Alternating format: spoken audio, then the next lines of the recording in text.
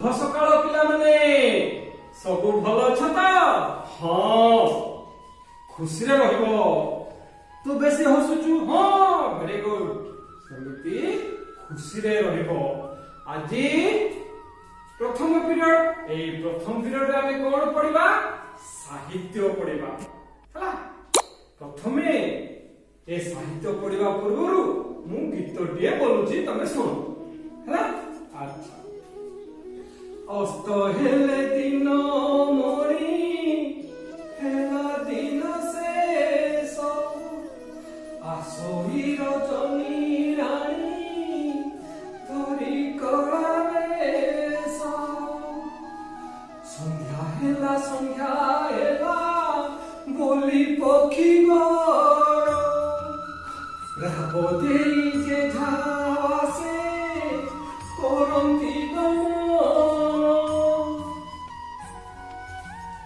ধুলি উড়াইল গানে করি হমারি, যাউছন্তি গরু পদ গঠরু আহুরি, হড় কাম হারি চষা মহা আনন্দরে, নানা রঙে গীত গাই বাহুড়ই শুনিল? ভাল লাগিলা গীতটা? ହଁ, এই ଯୋଉ ମୁଁ ଗୀତଟି ବୋଲିଲି, ଏ ଗୀତଟି କିଏ ଲେଖିଛନ୍ତି ଜାଣିଛ?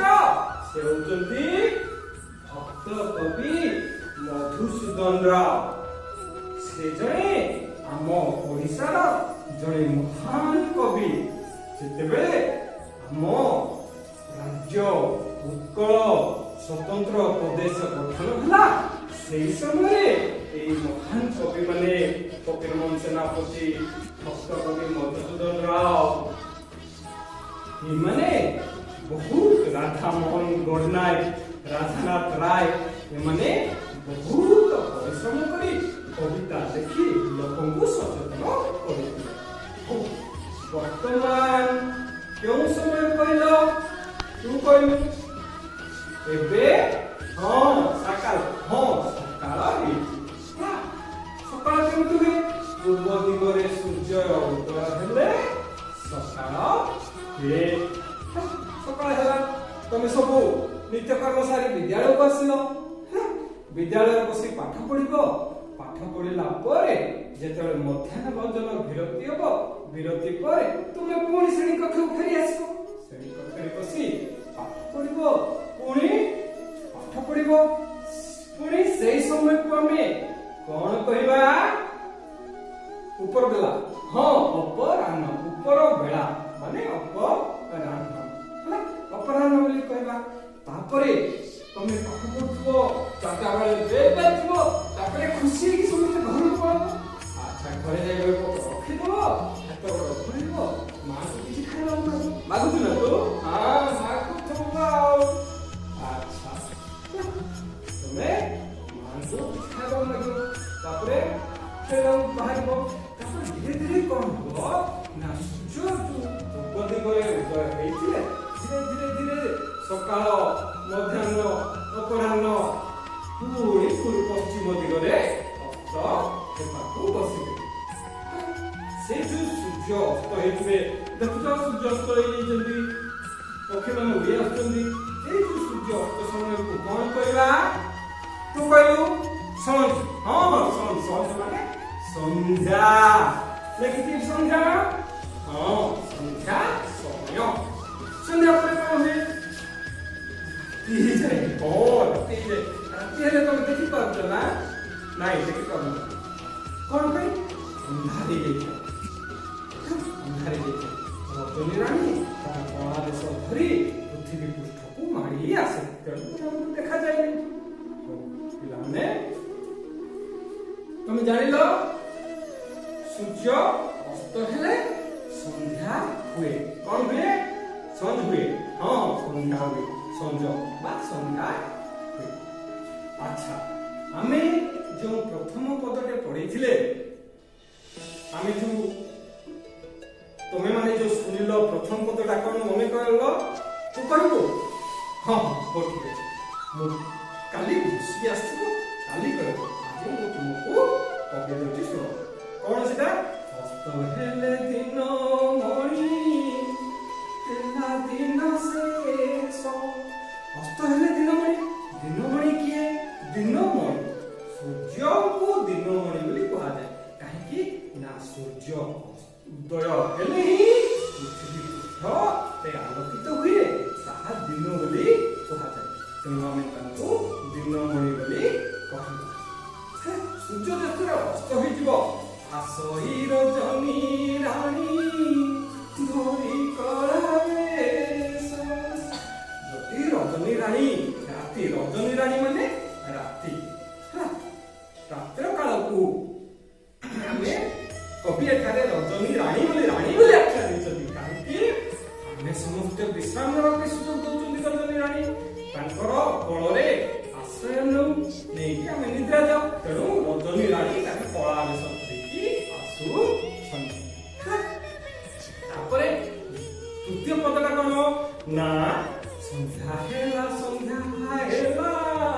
ବୋଲି ପକ୍ଷୀ ଗଣ ପ୍ରାପ ଦେଇ ଯେ ଝାବାସେ କରନ୍ତି ଗଣ ସକାଳ ସୂର୍ଯ୍ୟ ଉଦୟ ହେଲା ମାତ୍ରେ ସବୁ ଖାଦ୍ୟ ଅନ୍ୱେଷଣ ପାଇଁ ପଳେଇଥିଲେ ଏବେ ସନ୍ଧ୍ୟା ହେଲା ମାତ୍ରେ ସେମାନେ ନିଜ ନିଜ ବସାକୁ ଫେରିକି ଆସନ୍ତି ତମେ ଯେମିତି ସ୍କୁଲ ଛୁଟି ହେଲେ ନିଜ ବସାକୁ ଫେରି ଯାଉଛ ସେମିତି ସେମାନେ ମଧ୍ୟ ପକ୍ଷୀମାନେ ମଧ୍ୟ ନିଜ ନିଜ ବସାକୁ ଫେରି ଯାଆନ୍ତି ଏଟା ହେଲା ପ୍ରଥମ ପାଦ ଦ୍ୱିତୀୟ ପାଦରେ କଣ ଅଛି ହେଲା ଧୋଇ ଉଡ଼ାଇନ ଦାଣ୍ଡେ କରି ହମ୍ବାରଡ଼ି ଯାଉଛନ୍ତି ଗୋରୁ କଲ ଗୋଠରୁ ବାହୁଡ଼ି ଗୋରୁ ମାନେ କେମିତି ଆସିଲା ହମ୍ବା ସେମାନେ ବି ଖୁସି ତମେ ଯେମିତି ଖୁସି ବିଦ୍ୟାଳୟ ଛୁଟି ସେମାନେ ଗୋଠରୁ ସେତେବେଳେ ଖୁସିରେ ସବୁ ଗୀତ ଗାଇ ସେମାନେ କରୁଥାନ୍ତି ନାଚ ମାନେ ହମ୍ବାରଡ଼ି କରି ତମେ ଯେମିତି ଗୀତ ଗାଉଛ ସେମାନେ ଗୀତ ଗାଇବେ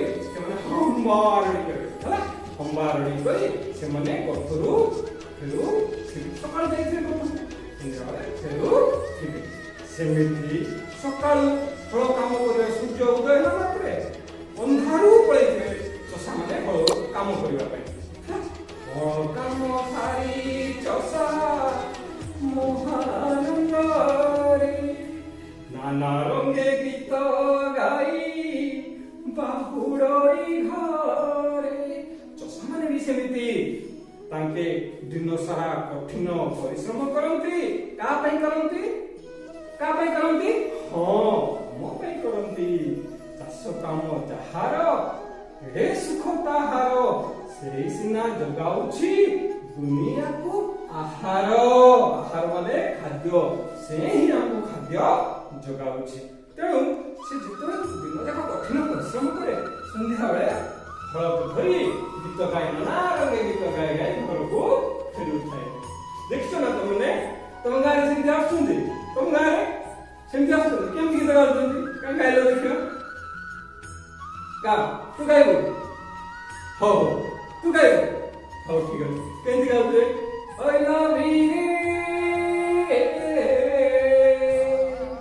ଗାଇବି କିନ୍ଦରି ସୁନ କାନ ଡେରି ଗଛ ତଲେ ଗୋଦାବେରୀ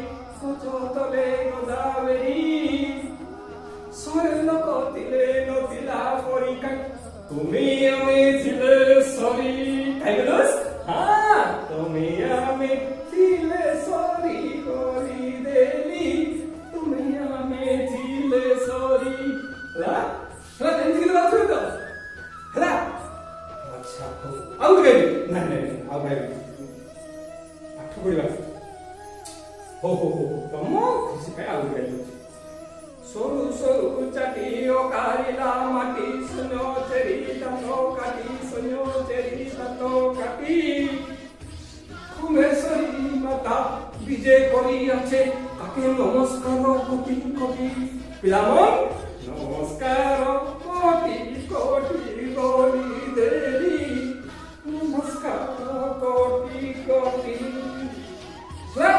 ଆଉ ଗାଇବି ହଁ ହଉ ଶୁଣ ଯେତେବେଳେ ସୂର୍ଯ୍ୟ ପୂର୍ବ ଦିଗରେ ହୁଏ ସେତେବେଳେ ଦିନ ହୁଏ ସୂର୍ଯ୍ୟ ଯେତେବେଳେ ମୁଣ୍ଡ ଉପରେ ହୁଏ ହଉଛି ମଧ୍ୟାହ୍ନ।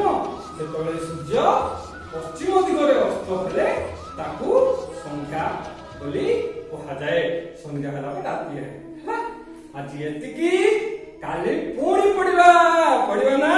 ହଁ, ତମେ ସବୁ ଗୀତ ଘୋଷିକି ଆସିଥିବ ହେଲା। ହଉ, ଆଜି ପାଇଁ ଏତିକି ହେଲା।